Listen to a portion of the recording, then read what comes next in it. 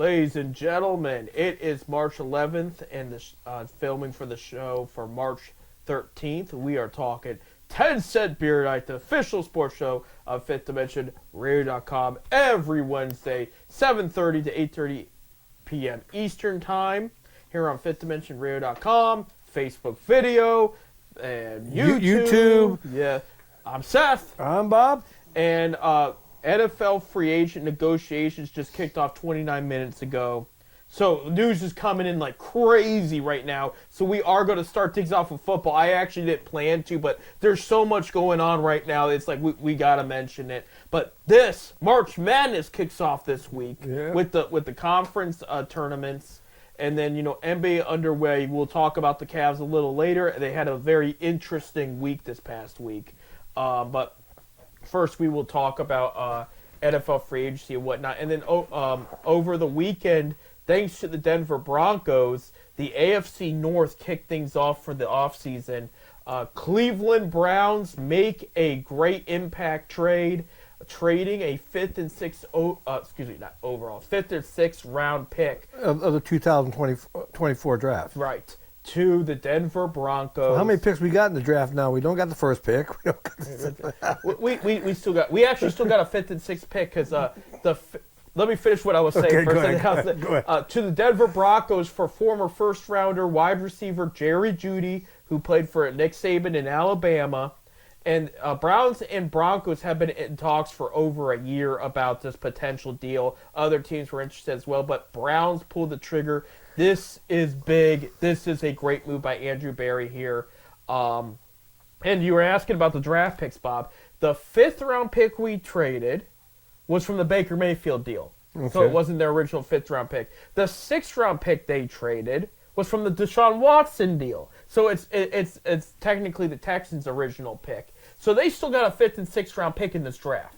So they got a second, a third, a fifth, and a sixth, and I think that's it. I don't think they have any sevenths, so they're down to 4 picks in the draft. A lot of cap space had been cleared off recently. Denzel Ward reconstructed his contract. Amari Cooper, I think, did. I don't know if that was official. Watson hasn't yet, but he's supposed to. Jedrick Wills cleared $10 million towards the cap. So everybody's pitching in to try to make a good free agency for the Browns and help them out and get some more help there. But Jerry Jeudy, this is what I can tell you about the guy.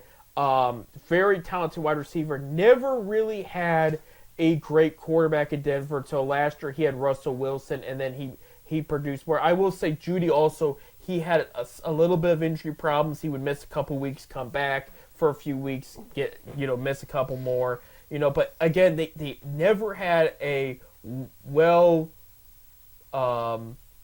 established offense in Denver the whole time he was there. I loved him in Alabama. I thought he was great. People call Ohio State wide receiver U. Well, now Nick Saban's left Alabama, so it's a little different down there. But when Nick Saban was there, Alabama was also wide receiver U as well. Amari Cooper, former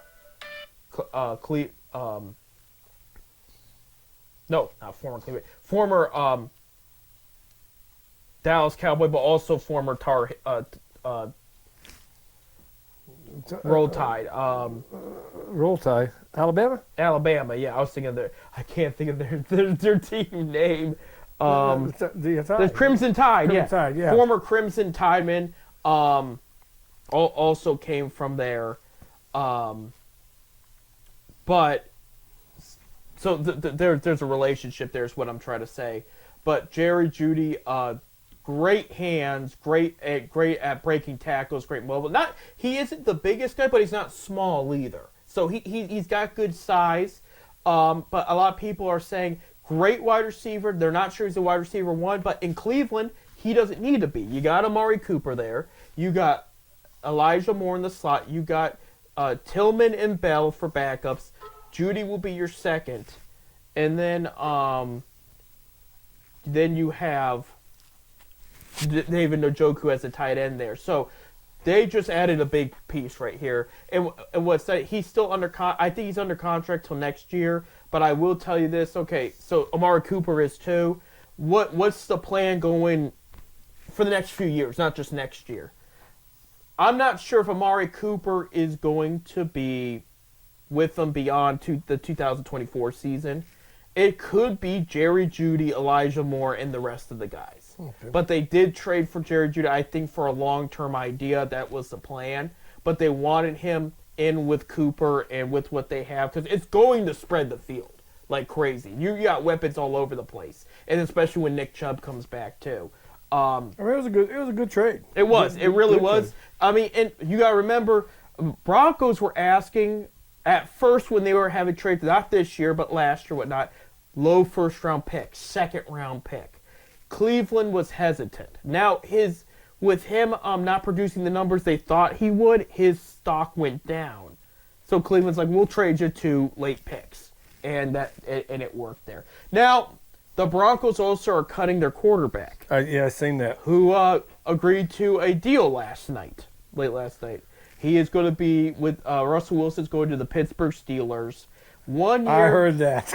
Get this though. 1 year, $1.2 million, which is, you'd think, cheap for that guy. Well, that's because Broncos have to pay him $37 million next year. Because, I mean, they're cutting a large contract, but the way it's set up, they still have to pay him that. So he's going to see over $38 million next year regardless. Now, there's a lot of ways to look at this right now. I mean, Pittsburgh needs a quarterback. Right. This is, I will tell, because some Cleveland fans will laugh and roll their eyes, this is a good pickup for Pittsburgh, in my opinion. He is a good quarterback. It didn't work out in Denver, but he wasn't bad in Denver either. He just wasn't putting up the numbers they thought, and they saw enough. I heard rumors that him and the coach didn't get along. That too. And which is because then he didn't get along with either coach in Denver, this is a guy too. He's undefeated against the Browns. I think he's 3-4-0. He hasn't played them a ton, but he's played them well. Okay, I do think there's going to be a quarterback battle going into training camp in Pittsburgh. If I had to place a wager, okay, and I don't gamble on sports, but you're allowed, you're legally allowed, I would put a bet on Russell Wilson's going to be the Week 1 starter. And I know Tomlin didn't want to give up on Pickett. And again, the GM signs Wilson at the end of the day. It's not that Tomlin didn't want Pickett. He recently said he believes Pickett's their starter. But he's backing up his guy at the end of the day. But it's a 1-year deal. And if it doesn't pan out, I think both him and Pickett are gone, in my opinion. But they wanted to find a veteran that fit the system, and now you got it, I think it's a good. I know they needed a quarterback, and I think he'll do okay there. Yeah, and that's why I'm telling Browns fans, take this seriously. But now he still needs an O-line. That Pittsburgh O-line is not the greatest, and Pittsburgh's looking to I think build a little more offense around him too. It might be more from the draft or whatnot because they still got some good pieces there. But I would say I'm telling these Browns fans, I'm telling Bengals fans, Ravens fans, this is a good pickup for them, and it's going to. I mean, I personally I don't see it in Kenny Pickett, but I could see a good solid year out of Wilson, and he could be there for another year or two after this. We don't know. We'll see how this pans out, but this is a solid pickup for Pittsburgh. I just find it funny. He's getting $38 million next year, but most of it's not from Pittsburgh, But he talked to the Giants, and then he talked to Pittsburgh, and he didn't leave Pittsburgh. So that's how it goes. I did just get some breaking news right here. Christian Wilkins, former Dolphins defense tackle, he was cut by the Dolphins for money saving wise, but he was the top defensive tackle in the free agency. Browns were looking at him. He is going to the Raiders on a $110 million contract, 84.75 guaranteed. And yeah, I mean these deals are rolling in. Chris Jones just signed a massive deal with the Chiefs to stay in Kansas City, so you have that going on. I did see that Baker Mayfield signed 3 years with the Tampa Bay. Absolutely, he did. $100 million. So it goes to 115 or so. I think it's $50 million guaranteed, but with incentives, and he did hit most of his incentives last season in his last season deal there. Real quick, some other moves that have been made. Gabe Davis, wide receiver, that was very successful with the Bills. He's going to Jacksonville on a 3-year deal. Eagles give an extension to Landon Dickerson, which is a big deal there. He was a top guard there. as well. Tony Pollard, he is going to the Titans. Didn't work out with the Cowboys last year. We'll see if this is any better there. Vikings are signing former Texan Jonathan Greenard. He was one of the top edge rushers in the free agency. Dion Dawkins signs an extension with the Bills. He's a left tackle. DeAndre Swift signs a 3-year deal with the Chicago Bears. That's a big deal because he did well in Philly. I thought Chicago was going to go after Saquon Barkley, to be honest with you. But they're going with DeAndre Swift here. So he goes back to his old division. He was drafted by the Lions. And he'll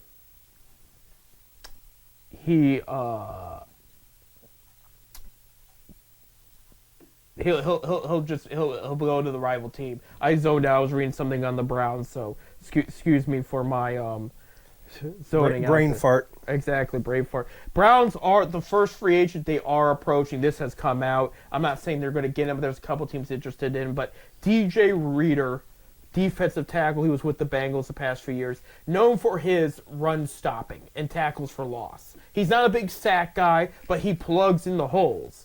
And Browns are very interested in bringing him next to Tomlinson. I see the Bengals seem like unloading a lot. Right. Well, and the Bengals had some drama this morning. Okay, T. Higgins, their wide receiver, they put on franchise tag. He's asked for a trade because he said he wanted a long-term deal, and they refused to talk to him to this point. And they franchise tagged him a couple weeks ago. Problems going on down there in Cincinnati. Yeah, apparently. And T. Higgins is a very talented wide receiver. Somebody will benefit to get him. I predict they're going to wait till draft day because it's a big wide receiver draft class. They're going to wait till mid-round, and the Bengals are going to probably want to move up somewhere, and somebody's going to call them and say, let's make a deal for T. Higgins. So I think it's going to be a draft day deal unless somebody wants to make a move now and get him. But I really think because it's wide receiver friendly the first couple rounds of that draft. Yeah, a lot of good wide receivers coming out. Yeah, so I think somebody's gonna wait, see how it pans out. If they can't get their guy, they're gonna make a call to the Bengals and see what they can work out. But yeah, there's just some problems going on down in Cincinnati right now.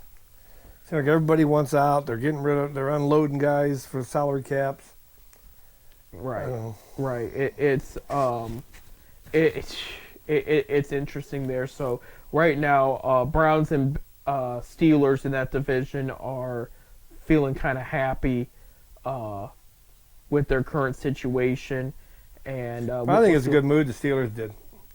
I hate to say that, but yeah, it's just if we're just being honest here, it's an upgrade. They've upgraded at quarterback. They got a guy that could realistically take them back to the playoffs. They just got to protect him, and that's where the problem lies. Is because you look at that Steelers team.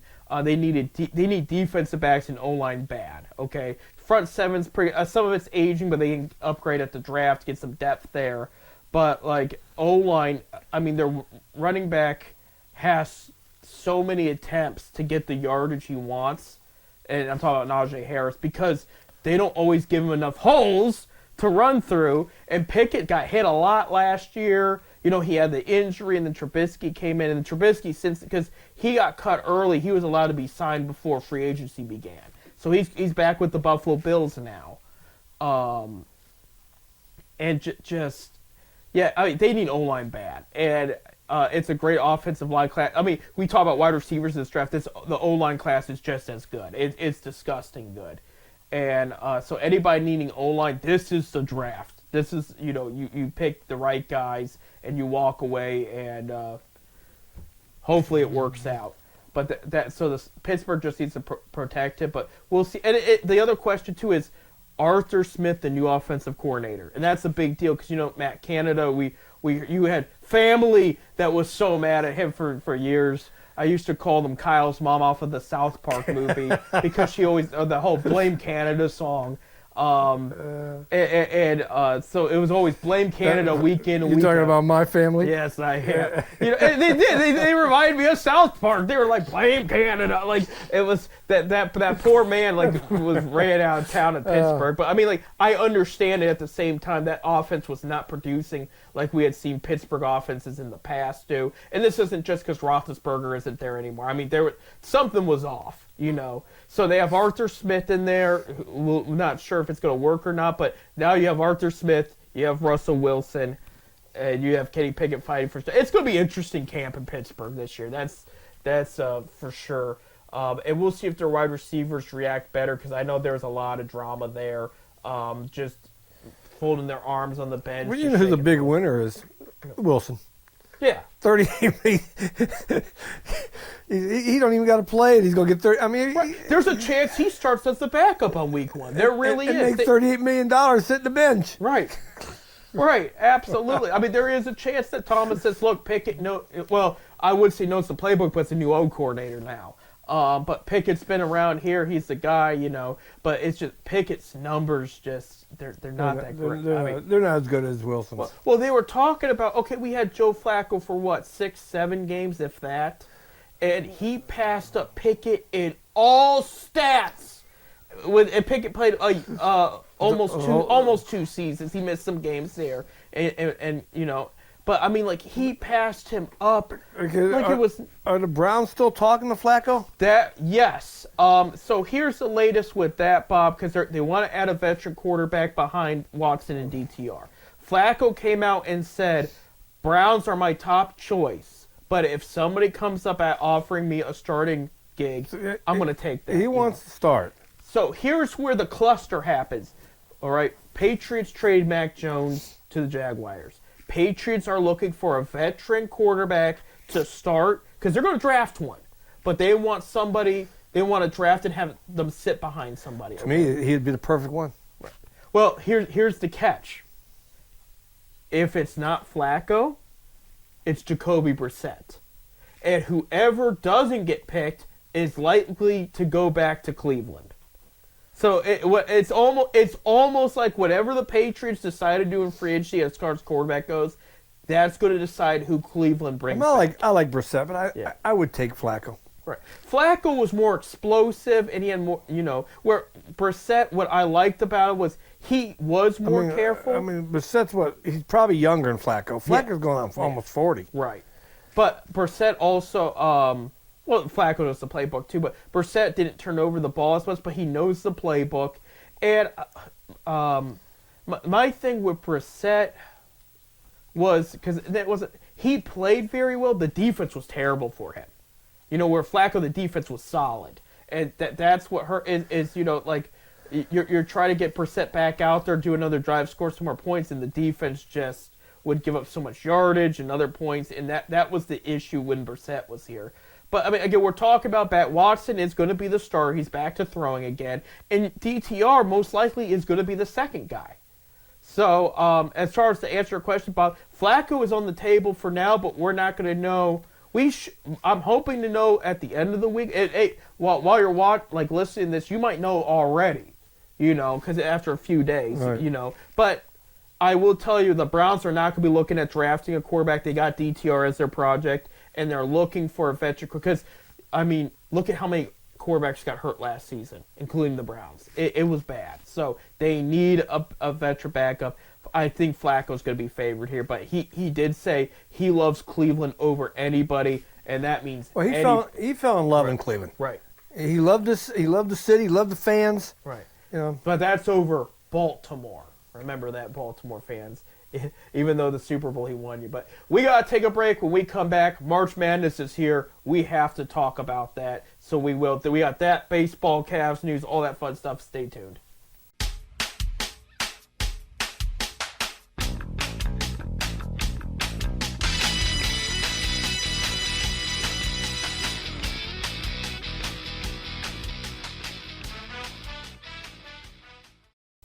And welcome back to 10 Cent Beer Night here on Fifth Dimension Radio.com. I'm Seth. I'm Bob.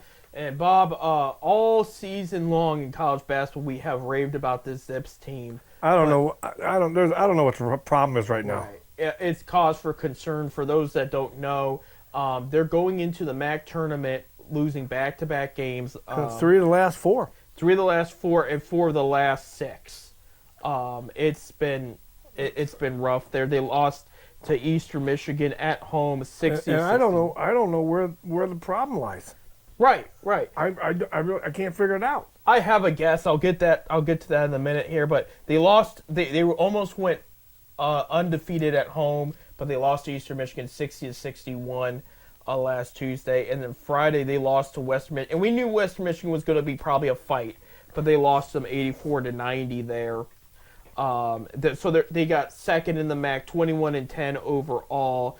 Toledo got number one, and Toledo beating Kent helped Akron not play Kent in the first round. It was looking like it for a minute, but then Kent lost there, and Kent is going to Cleveland. So where they stand is Akron's actually going to play Miami, Ohio. And they met Miami of Ohio once. They lost 68-70.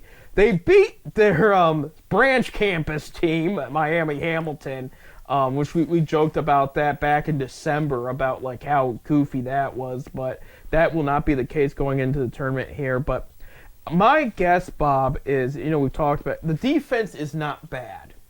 It's just the overabundance of missed 3-point shots and missed opportunities that will add up, and I think that's, they have to play like they played. I was telling you, like they played against Kent. Right. Bob called me after the loss to Akron the other day, and that's what I told him. I said, against Kent, it was perfect. They hit only medium and inside shots until the 3-point, wide open threes, mind you, were open. They didn't just start chucking up threes. If there was a wide open three, they took it, but they worked their way back, and that's how you have to do it. You work your way inside, and then it spreads the ball out, and that's what they did against Kent, and it worked perfectly.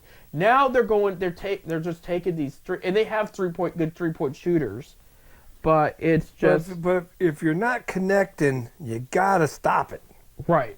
You gotta be careful about, and I get this day of basketball, college and NBA. If you're not a good 3-point shooting team, it's going to hurt you in the long run. You have to. That doesn't mean chuck it all the time. If you live by the three, you're going to die by the three. Exactly. As simple as that. Yeah, you don't have to live by the three, but you do have to take your amount of 3-point shots. And they're again, like I said, they're taking an overabundance. So we're going into the MAC tournament. This is a whole new season now. Right. It's a whole new season in Cleveland, and because it used to neutral court for everybody. Right. Only 8 teams, right? 8 teams. Right there. Because it used to be everybody played, but the first round was at somebody else's home court, and those teams worked their way into getting to Cleveland. But now it's just the 8 teams with the Cleveland. Right. And all the games are, I think, Thursday. Right, absolutely. Starts at 11 o'clock in the morning, the first game. And I think that's the Toledo. Is Toledo-Kent? Toledo-Kent. Yeah, Kent dropped to 8th there. So Ball State, Eastern Michigan, Northern Illinois, and Buffalo, their seasons are over. Everybody I mentioned there. So Toledo's going to play Kent. Akron's going to play Western Michigan. No, Akron played Miami. Excuse me. Yeah. How does that happen? Because of the tiebreakers. Okay, I see. Yeah, because both Western Michigan and Miami, Ohio were 9-9 in the conference. Yeah. And then, okay, You know why my updated standings has overall record, and Miami was better overall than Western Michigan. So, let me switch it. Because I think when I told you, I called you and said I told you it was Western Michigan, but then there's a tiebreaker thing that moved them all around. Right. So I know I posted it on our Facebook page. The 10-cent beer night. Yeah, we have a 10-cent beer night page now. You can follow. And I've been posting a lot of stuff on it, which I appreciate, by the way. I've been slow on it. And here it is, right here. Toledo's playing Kent. Bowling Green's playing Central Michigan. Akron's playing Miami, Ohio, and Western Michigan is playing Ohio U. I posted it on our page. There you go. So I appreciate that. That's your situation there. I will tell you, if Akron goes to the final, me and Bob will be up there in Cleveland, for sure. But Akron's got to step it up. It goes for better. Again, I don't think it's the defense. Me personally, I think it's just, we just need to take better shots. Right. I mean, we need to get more open shots. We need to drive the ball into the lane more. Right.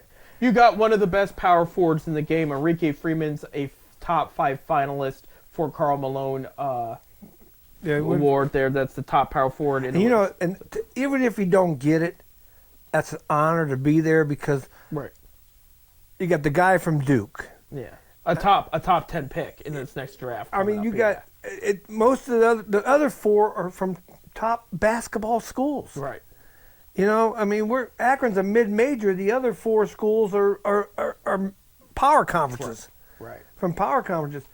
I mean, it's just this kid is I hope he gets his chance. Yeah, top rebound in the NCAA and in the top 20 in scoring as well. So rightfully so, well deserved. But I mean, that's your weapon there. If they guard him too much, you got Ali Ali there back in and last time Ali Ali was with Akron in the tournament, they won the MAC tournament. The MAC tournament there. And then you have Greg Tribble, who's been stepping up like crazy, of like playing a lot of good ball, despite the losses they've had recently. And so, well, like I said, come Thursday night starts a whole new season. Right. And the good news I will say though too, John Gross is great in these moments. He is great in the tournament. Even if the ones he didn't win, he at least went to the championship round. He's prepared. And he's going to be, and I think he's going to just tell them, guys, I know we haven't played well of late, but this is what we got to do if we're going to get to the big dance. So it's again, like Bob said, it's a whole new season there, and anything could happen. But go Zips, we're really pulling for you. On the Ohio State thing, Ohio State, I think is playing. Who are they playing? Illinois. I haven't pulled it up yet. Oh. I want to mention that they are 6-1 with their interim coach, so they've been playing great. I mean, they're great. They're going to the tournament with a 4-game winning streak there. Let me see. I think they're playing Illinois in the first round. I think it's good. Let me see. And that starts Wednesday. Yes, because every team makes that tournament. Here, I'm pulling it up right now here, Big Ten tournament there. Ohio State will play Iowa. In the first round there. I do know Ohio State girls did not win their Big Ten tournament because Iowa won theirs with Caitlin Clark in that story there. But yeah, Michigan and Penn State, and then Rutgers, and then Maryland.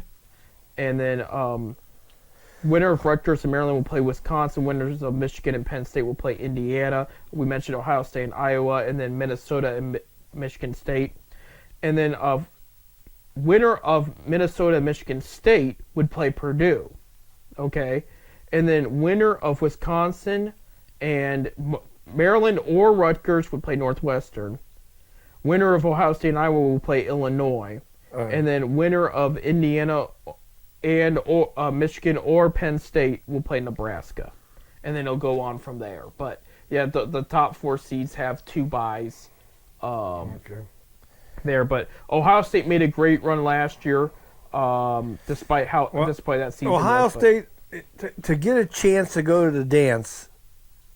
I was watching the Big Ten Network last night, and Ohio State got a good chance of going to the big dance if they can win at least the first 2 rounds of their tournament, right, to get a shot at at-large bid. Right, they went 19-12 overall, 9-11 against the Big Ten, but again, they've won 6 of their last 7 against the Big Ten of late. So they were 3-10 before Chris Holtzman got fired there. I do want to congratulate the women's coach as coach of the year in the Big Ten. Yeah, she did incredible. I mean, Iowa took he all did incredible. I'm sorry. Yeah, I couldn't remember. I can't remember his name, but I just see that on their webpage. Iowa took all the headlines in the Big Ten, but Ohio State was right there breathing down their neck. So I mean, yeah, it's a big deal. But like I said, Iowa did win the Big Ten there with Kay Clark. The women's big Final Four is in Cleveland this year. I know tickets are going about $600 a seat. The nosebleeds. Right. The front. This is for the women's game. Now, don't get me wrong. Nothing against the women's game. Right. It's $2,000 on the floor. Right. $2,000 to get a seat on the floor. The Caitlin Clark hype, I think, is part of it. And again, they have to still get there. You never know. There could be an upset. There could be upset. Look at LSU. There was a brawl in the middle of the game. Angel Reese is probably done for the season. And LSU is not going to be able to defend their title at this point. It's rough. It's, so anything could happen. Don't brawl, don't fight, but anything could happen. And but good for Ohio State. Seriously, they've done very, very well there. Well, Ohio State's still been a run. Oh yeah, absolutely. I mean, they will be in that big tournament for the women. So it'll be interesting. And you could see a Final Four with Ohio State and Iowa in the mix there somewhere. You never know. Iowa only beat them by 10. Yeah. But Caitlin had like what 30 points. 30. Yeah. She puts up the numbers. There, she puts up the numbers. So definitely she'll be because their draft is a few weeks I think after the championship. So she's going to be number 1 pick overall. I forget. I don't know who's picking first in the WNBA these days, but she will be first overall. And for the record, I do play women's fantasy basketball in the summer. You do? It's a different strategy. I wouldn't even know who the people are and the players are. There's a way I do it, and I've won a championship before on there. Here is the difference for anybody that's interested. Okay, I think I've brought this up before. What's the difference between so statistically, for the most part, there isn't like if you get a certain amount of points, rebounds, assists, you get blocks, all that kind of fun stuff. You get fantasy points. This is where it gets tougher. Is shorter season. You have a 7-game regular season in fantasy. Okay. Is it? Yeah, I believe it's 7. So, and then you have because this is ESPN fantasy, you have each round of the playoffs is 2 weeks, and then on top of that, this is where it gets kind of difficult. Okay. With women's professional basketball, you will have good players take a year off. You will have players tweak something, and they may never come back for another 4 weeks. So you have injuries and all that. You have limits. Well, the same way with the men's. Yeah, the difference, you could pull a good men's player out of free agency. With women's, it is so limited. You have to hit your draft right to really have a good women's team because your free agent options are going to be extremely limited. And like you're scrapping it, and there's other they could leave for personal reasons. They could. I'm gonna say it. Their period can be a factor if they play a game or not. So if Aunt Flo is showing up, you're gonna have a player that's not gonna be unable to play, and that's points you can't have. And so there's tougher strategy. Your roster's not as big. One, you don't have as many games, so it is tougher. But that's where it makes it fun. It's like, okay, so if you win this game, you've technically won 4 in fantasy or something like that. So, I mean, it's a different world. And again, like the season is much. I mean, you start in May, and then the women's playoffs, which fantasy's done by real playoffs. Okay, that's in August. So it's literally like by late, I would say tail end of July, early August, you're done. So you kick things off, and they don't have games all the time either. You might have 2 games a week for a regular team. I'm not talking about a fantasy team. I'm talking about the average team probably plays 2 games a week. Pretty much like the NBA. Sometimes you have 3, but there's usually 2 games a week. Sometimes you have 4. Cavs had 4 this past week. I think they have 4 again this week. But they'll play on a Wednesday and then Friday or Saturday night, and that is it. Like that is all you get. So it is. I tried it out a couple years ago when ESPN put it out. Had a lot of fun with it. Won a championship. I have about 3 teams I throw together. They're all different. I don't know how you know the names of these players. They show you names and statistics and stuff. Where it gets tough is the rookies, because some of the rookies will come out and play amazing. I expect Caitlin Clark to be a first-round pick in fantasy because she's going to be putting up points like crazy. But then you'll get some rookies they expect a lot out of, and then they don't play much because it has nothing to do with injuries. It's just the coach was just like, I didn't think they're ready. And there's a ton of turnover in WNBA too. You know, like in baseball, you might have a player that played for 7 different teams. In WNBA, you might have a player, like they get drafted by a team, they're there for 3 years. They go to a new team 1 year. They go to a new team the next. I mean, it's a whole different world. It's a money thing, too. Right. They're all in it for the money. There's not a ton of money. No, there, but though, if they're going to go from one team to Right. the other, I'm sure the other team's giving them more money. And then it hurts when you have similar. This is similar to men's too. When you have a star team, okay, like that Sabrina, I think it's Iona. I may have just butchered the name. I apologize, but one of the biggest players in the WNBA. She was against Steph Curry in a 3-point contest recently. She was a triple-double threat in her old team, okay? So she was easy big points. Like, okay, you had to have her. She goes to New York and joins oh my gosh, what's her name? The biggest part of it. And I would look at, we don't have much time, but they added 4 big players, including her. So they made a star-studded team. The Liberty did, and they won the championship. Her stats went down because they don't need her to score as much points. And she got her decent amount of assists, but she didn't get as much rebounds because she had other teammates taking all the rebounds. So that irritated me because it's like, okay, you draft somebody like her who was a beast 1 year, and then the next year she goes to a star-studded team, and now her value's not. You gotta let your other stars have the ball too. Sometimes, Right. you gotta let everybody be happy. Right, yeah. I mean, that's the reason why I always say you can have all the stars you want on your team, but if you don't, that you don't have to me you don't have a great team because everybody wants the ball. You got to get the ball to everybody. Right, absolutely. I mean, I don't know. Right. I'm looking for the player that was like it was a big deal. Like I said, I find her. And I'll she's be honest with you. Breanna Stewart. Yeah, that was the big name that went to the Liberty and then took all the points and everything else there. I mean, I don't know much about it. I mean, I couldn't tell you about the WNBA. Right. It is a very different. This is not just basketball. Like everything is done so different around the game that it just makes the WNBA more fun there. But I'm still waiting for college football fans. What I got about are men reporters allowed in their locker room? That's what I want to know. Since the women, Probably not. But the women are allowed in the men's locker room. Right. No. Typical. This is typical. I won't forget, what was it, 12, 14 years ago, there was that one that claimed she was sexually harassed by the New York Jets, a football reporter.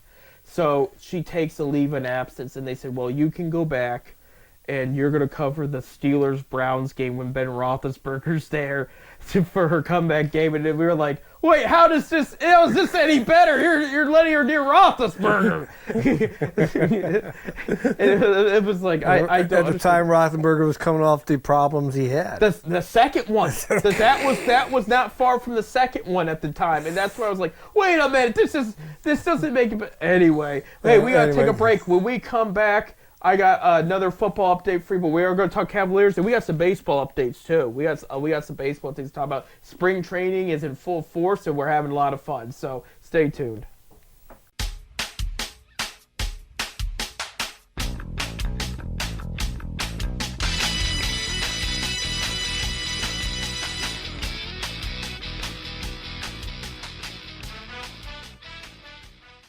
And welcome back to our last segment here on 10 Cent Beer Night. We're having a good time talking March Madness, NFL free agency and everything. I'm Seth. I'm Robert. He is Robert. Yeah, he is. And I got breaking news here. This was a shocker here in NFL free agency. Kirk Cousins No. is going to the Atlanta Falcons. No. He was one of the bigger quarterbacks on the market. He's been with the Vikings for several years. That just come across? That just came across. 4-year deal, too, so he's staying there. But, yeah, Kirk Cousins is going to the Falcons, and that is a big deal there. I did see top... that's a good move. It is for them. Top rusher Josh Jacobs is going to the Packers. And that move there. A lot of moves going on right now. A lot of moves It just started this morning, didn't it? Yeah, the negotiate... Yeah. the free agency didn't start today? Yes, negotiations. They can't make it official till I think Wednesday. So by the time you hear this, Wednesday or Thursday there. But a couple more just real quick. Bryce Huff, one of the top defensive ends in free agency, is leaving the Jets and going to the Eagles. Jonah Jackson is leaving the Lions and going to the Rams. That one of the top guards there. Darnell Savage is going to the Jaguars there. Tyler Biadasz is going to the Commanders. So all kinds of moves already being made. I don't have anything yet on the Browns as far as new moves do. And they need to do some moves, but they don't need to hurry. You know, they got a lot of what they want. They already have. So, yeah. So they can take their time and still be okay. But speaking of Cleveland, we got to talk about our Cavaliers. Bob, you called it. You said last week, I see them going 2-2 that past week. Here's the catch. It wasn't the two teams you thought, the 2 wins they got and the 2 losses they got. It was not what I think we thought they were. They did find a way to beat the Boston Celtics and the Minnesota Timberwolves, but they lost to the Atlanta Hawks and the Brooklyn Nets there. So real quick, they started with the Celtics. They were down by 22 at the beginning of the fourth quarter, and then Bob's guy, Dean Wade, showed up. Dean Wade Scored 20 straight points. There was other guys that pitched in, and they beat Boston and ended their 11-game winning streak. And people were leaving at the game. They had written them off. I was watching the game at home, and I ran out. I was shaking my head. I was mad. And then Dean Wade happened, and I went, where did this come from? Dean Wade will miss the next couple games, though, for a personal matter, so we wish him the best there. We don't know what's going on, but there you have it. Next day, they played Atlanta. They were really tired after playing Boston and then the traveling to Atlanta, so it was kind of not a great situation for them there. They did come back in the game. It went back and forth for most of it, and then Atlanta finally found separation late in the game, and that was the end of it there. Then they go play the Timberwolves. Darius Garland, who has a great history of beating up the Timberwolves, has a great game. Jared Allen has a career high in points. And they beat him in overtime. Now, and I will say the Timberwolves were without one of their better players who was out for at least a month after having emergency surgery. He tweaked something, he tore something, and that was Karl Anthony Towns, the former first overall pick. So that bad timing for the Minnesota right now. Cavs got back to second place. The Cavs didn't. Last night to play the Brooklyn Nets. I was there. Was a bad game in just general. Nets could not miss a shot. So good for the Nets. I mean, they played very well there. Cleveland's defense wasn't bad in my opinion. Their offense it was like what we were saying about the Zips. Too many bad shots. Too many unnecessary long range shots, and it resulted in them losing that game. At the end of the game, the Cleveland Chargers were pretty much out. He just put the back. Pete Nance came in. Craig Porter came in. Isaiah Mobley had some playing time. Amani Bates played, and he played pretty well. And it made you wonder if he should get some more playing time. I mean, he looked solid. Might be something to consider there. But so here's what's... And on top of it, I forgot to mention... During that Celtics game, Evan Mobley sprained his ankle landing after a dunk. You know, so they're taking him one day at a time. I think he might miss the rest of this week too. I'm not sure. They did say the update was Donovan Mitchell is very progressing. He is not going to play the Suns though tonight. Yeah, they play tonight too, Bob. But by the time you listen to this, you've already known the result. But yeah, Donovan Mitchell should be back in action. He had a shot to his knee. But they said he's doing really, really well now, so that's very good to hear. So, today Monday, March 11th, they play the Suns at home. That's going to be a tough one. Watch them put it together. We saw it last week. The same story there. They play the Pelicans at New Orleans on Wednesday, and then Saturday they're at Houston. Those are 2 games I think they should win. We'll see what happens, but I can see them going 2-1 this week. I'm going to say they lose to the Suns. Prove me wrong, but I would like to see them go 3-0. Anything less than 2-1 would be disappointing, but that's where they're at right now. They are in third in the conference right now. Celtics did lock up their playoff berth officially there with 49 wins. Cavs have 41 wins. They're a half game behind the Bucks for second. And then 4 games back, Knicks dropped a little bit of recent. How many games are left? Well, let's see. They've played 64. So 18 games. Yeah, 82 game schedule. right there you go. I got one more left on my team package, and I'm already sad about that. I'm hopefully I can go up there with you at that game. Yeah, we'll try that. That's a Wednesday against the Grizzlies. Yeah, he keeps asking me to go, but things come up. Yeah, life happens there, but yeah. So Cavs could creep up there. I would like to see them at least get second there when it's all said and done, and play the second last seed there. 7th seed. Yep. So yeah, that's Celtics, Bucks, Cavs, Knicks, Magic, and 76ers. Yeah, Sixers dipped of late too. That's your top 6. And then for the play-in tournament, Pacers, Heat, Bulls, and Hawks are in the mix there. And 4 games behind the Hawks is the Nets. I'll give Kevin Ollie credit. He's their coach now. A former Cavalier. Not bad. They did play bad. I mean, there's a chance I can see them in the play-in, especially with the Hawks with Trae Young still banged up. I could see them sneaking in there. In the Western Conference, in order right now, Thunder up number 1 by a game.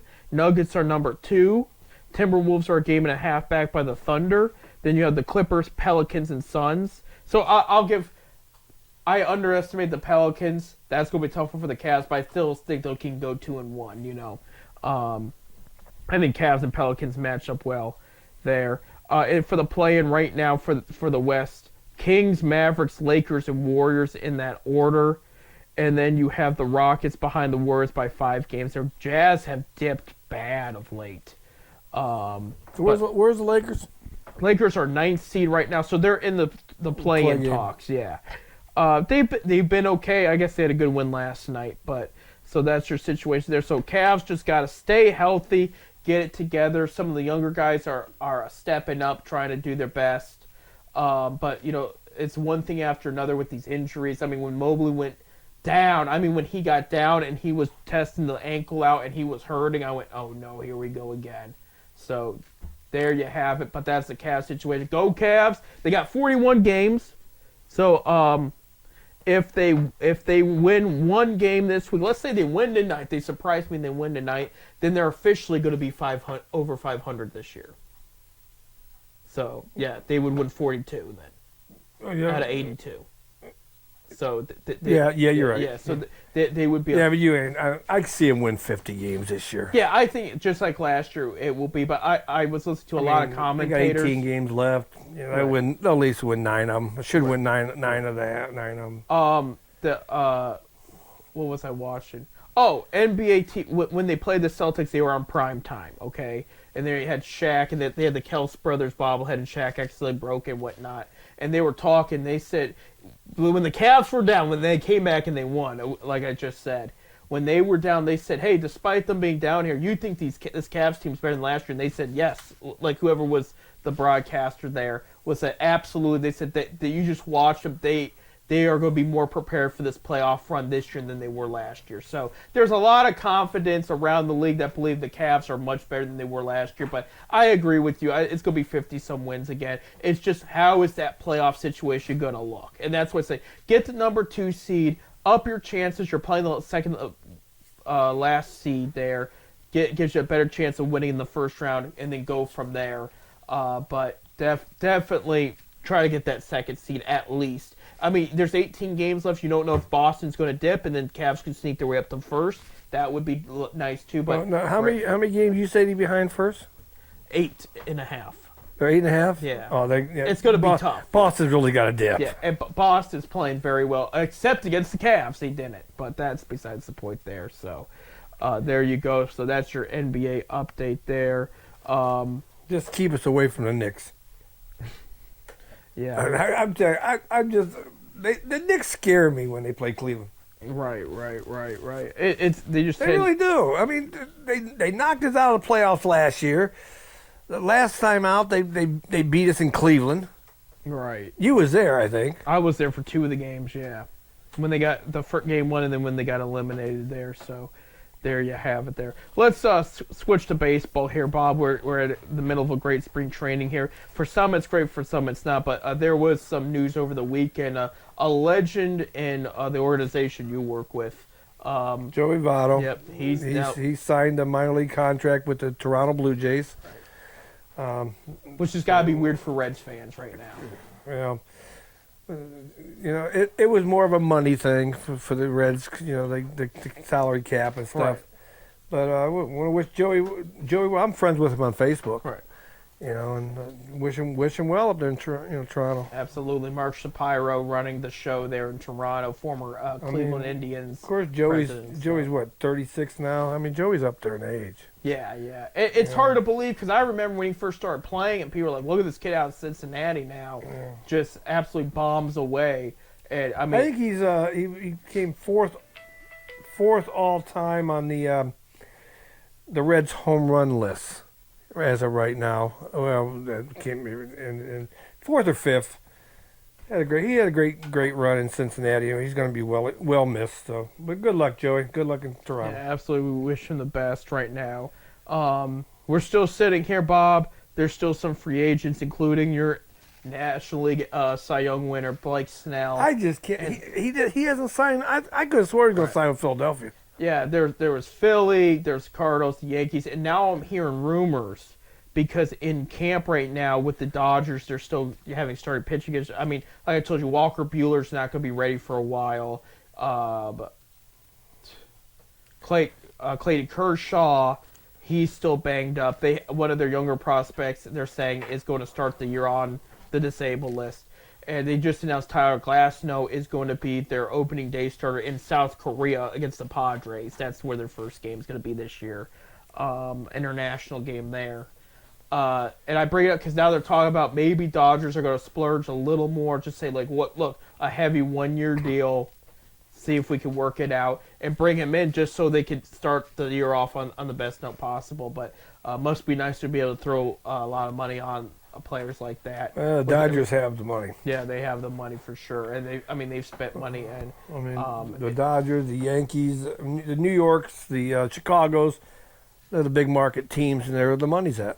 Right, Yeah, right, absolutely. I'm surprised San Diego didn't talk to him at least a short-term deal or something. I know he wants a little bit long-term, but with his injury history, a lot of teams are talking him down to short-term, and he's being more open. Well, they're doing short-term with a lot of money. So it's like, hey, I know you don't want it short-term, but I can throw down $25 million or something. And, it's like, oh, $25 million for 1 year. Yeah, why not, I do know Trevor Bauer played an exhibition game against the Dodgers yesterday. Okay? Really? He did, yep. It was an independent team. It was just one of free agents and minor leaguers and whatnot. And he played very well, but they said no scouts were there to see him. So he pitched 3 innings. He did, and again, I mean, if I was a general manager of a team, I'd give the guy a shot. So, right. I personally, I would. I think my personal... I'd at least invite him to spring training. Right. My personal opinion is I think there's a lot of beef between him and Rob Manfred, and it's made some teams nervous that he might hold it against him, which I think is ridiculous, but at the same time, it's like, look, after all what the guy's been through, he deserves a shot. He really does. And he was found innocent. Right. Oh, way innocent. It was plotted, and a pitcher from a rival team knew about it. The whole thing was ridiculous. And, I was glad to see. I'm changing gears here, but a similar thing happened to I work in music. Marilyn Manson. He's finally back on the road on touring now after he went through something similar. And it's like people need to be charged with these false accusations like this. Yeah. I mean, let's face it. Trevor did sometimes that you wonder about his mind elsewhere, but he didn't do nothing wrong. He did nothing wrong, and they have proof that they were plotting. She was plotting to start this lie about him, and just because it was right after he signed the contract. She saw that money, and she, going after the money. Exactly. A gold digger. The gold digger. She was a gold digger. She was a She was a criminal. is what I she had was. those after me before, the gold diggers. I'm sure you did. After your horses won all those races and whatnot there. Yeah, so, right. So there you go. Oh, well. The horses are doing good, though. That's good. No, they're doing good.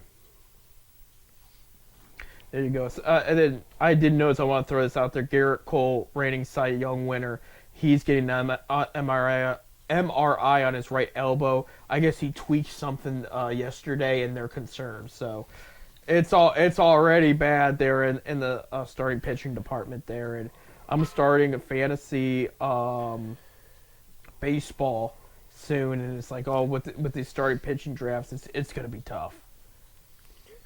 You gotta let everybody know about our Facebook page, man. Yeah, 10 Cent Beer Night Facebook page there. Log on to it and like us, man. Yeah, you'll get to see. There's a picture. It says with Seth and Bob 10 Cent Beer, so that's how you know you got the right one. I got an Akron Zips background going on it too, so you know. Because I know when people type in 10 Cent Beer Night on Google, they hear the story, you know, and How our show was formed. exactly. You know, there. bunch of people up at Cleveland Stadium throwing beer bottles and stuff. It wasn't a Browns game. That happened at a Browns. That game. happened in Bronco too. What they call it, Bottlegate? What is it called, Bottlegate? Well, and they had every right to be mad, but I'm not saying they should have thrown bottles. No, yeah, but it was nobody's like- throwing anything. You know, that we're a democratic society. We can voice our opinions. As long as nobody gets hurt. There you go. This is about official. Saquon Barkley, running back that was with the Giants, is going to the Eagles, so a rival team there. So that's got to hurt. I was waiting for a minute because there was mixed reports, but I know Eagles and Texans were in a bidding war for him. So Okay. so that happened there. So free agency is well underway there. We are about out of time We're here, about Bob. time, But we yeah. covered everything. That's awesome. So there you go. We had a great show today. Right, yeah. Good show. Well, yeah. So, thank you guys for listening. Hopefully, at this time next week, we will talk about the Zips holding up the MAC trophy. We'll see. I don't want to jinx it, And but going to the dance. and go into the dance. That would be very, very nice there. We'll see if Ohio State makes the big dance too. I mean, they have a good bid. They've been playing well of late. Let's see if they make a run and makes enough noise. I mean, we all know that the Big Ten's got a better chance of making if you don't win the tournament Right. than the MAC does, because the MAC's got to win the tournament to go, or we're not. In their defense, remember where they were about a month and a half ago, or even a month ago, and just how far they've gotten to this point. And Ohio State. yeah, Yeah. So Ohio State playing good. it's been a wild ride, but it'd be nice to see them make it there too. As long as other Ohio teams, I mean, we got Ohio teams all over the place on other conferences. Cleveland State's got I good. reckon Cleveland State's still in the running. Yep, Cleveland State. There's a lot. I mean, we don't have time. to go- Youngstown State's having a heck of a year. Yeah, they could make some noise there, so that would be cool. And then next we'll talk more about see if the Browns made any more moves as the NFL offseason is underway. We'll talk about what the Cavs have done, and then we'll talk about The Guardians. yeah. But I mean, we're what? We got Oh, but 2 weeks from Thursday, opening day is. Yeah, and So then you yeah, got- we're almost there. It's almost there. and you got So- about 3 weeks. The Ducks open. The Ducks open in 3 weeks. A lot of fun stuff's happening. So, hey, we got to wrap it up. Thank you, producer Bob. Thank you, Bob. And with that, go Zips and go Buckeye.